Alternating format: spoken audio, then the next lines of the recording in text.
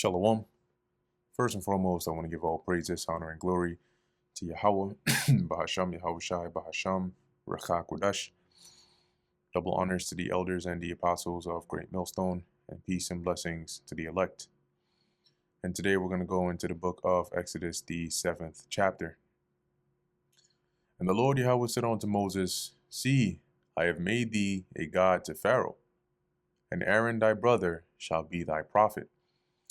Now, this doesn't mean that this was like Pharaoh worships Moses now, but in the stead of a god, as in like Moses would be able to make things or command things to happen through the spirit and power of Yahweh Ba'ashem Yahushai.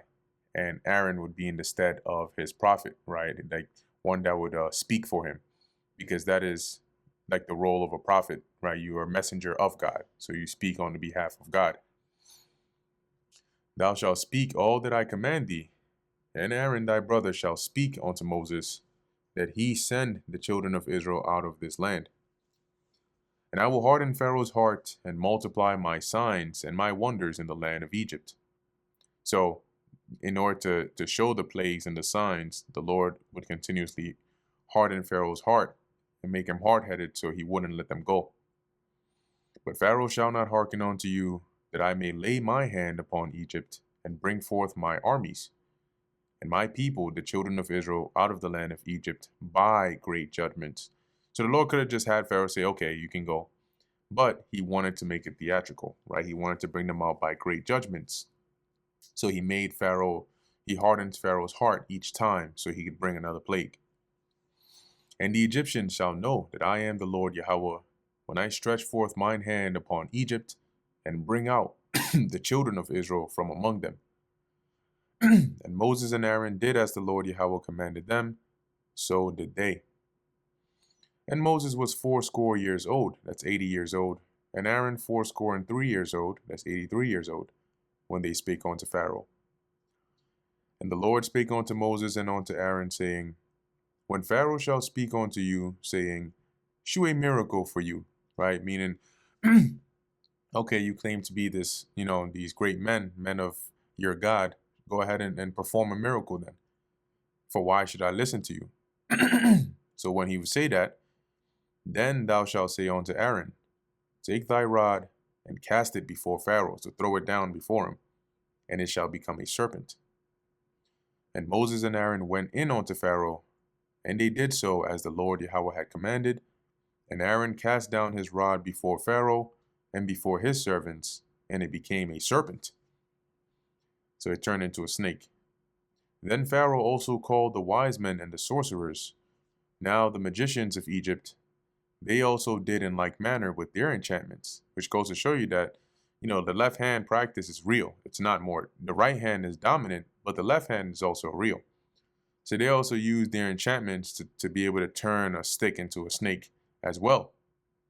For they cast down every man his rod, and they became serpents. So now you got serpents slithering all over the floor.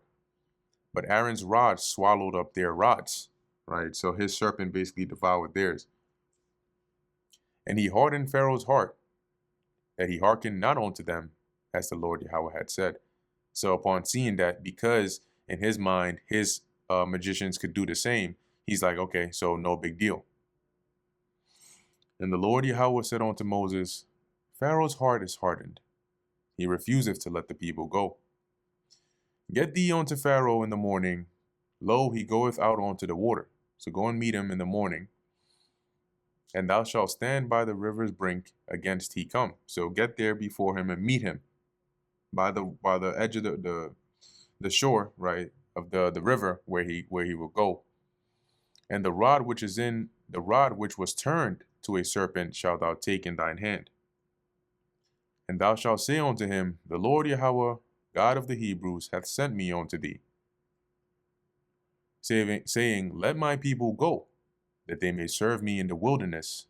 And behold, hitherto thou wouldest not hear. So you still are not listening. Thus saith the Lord Yahweh, In this thou shalt know that I am the Lord.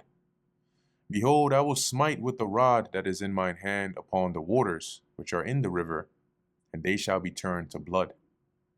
And the fish that is in the river shall die, and the river shall stink, and the Egyptians shall loathe to drink of the water of the river. And the Lord Yahweh spake unto Moses, Say unto Aaron, Take thy rod and stretch out thine hand upon the waters of Egypt. See, so this is why he said Aaron would be like the prophet of Moses. So Moses would speak the word, Aaron would perform it, and it would happen.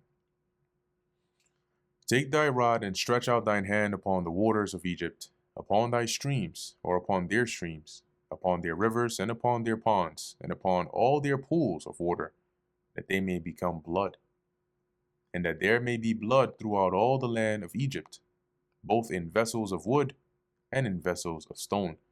So all the water that they had gathered, whether it was in vessels or in a pond or in a pool or in a river, would turn to blood.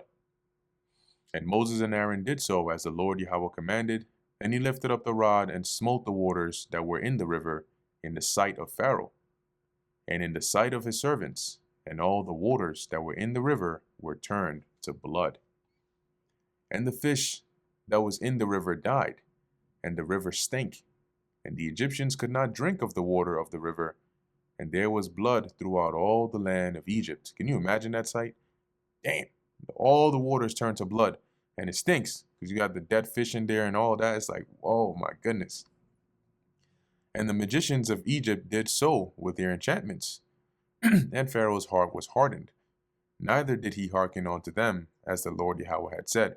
So basically, they were also able to turn, water into blood, right? Maybe it was a vase or a vessel of water or a small pond somewhere, and they did the same thing.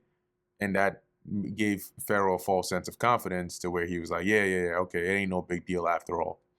And Pharaoh turned and went into his house.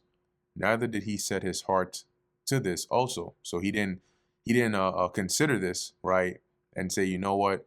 This is a sign that their God is the Most High. Let these people go. And all the Egyptians digged round about the river for water to drink, for they could not drink of the water of the river. So they basically dug around to try and basically create a new channel, right, from a different source, not from the river, seeing as it was polluted. And 7 days were fulfilled after that the Lord had smitten the river. And that brings us to the end of the book of Exodus, the 7th chapter. Lord willing, that was edifying to the elect. In closing, I want to give all praises, honor, and glory to Yahweh, Bahasham Yahushai, Bahasham Recha Kodash. Until next time, Shalom.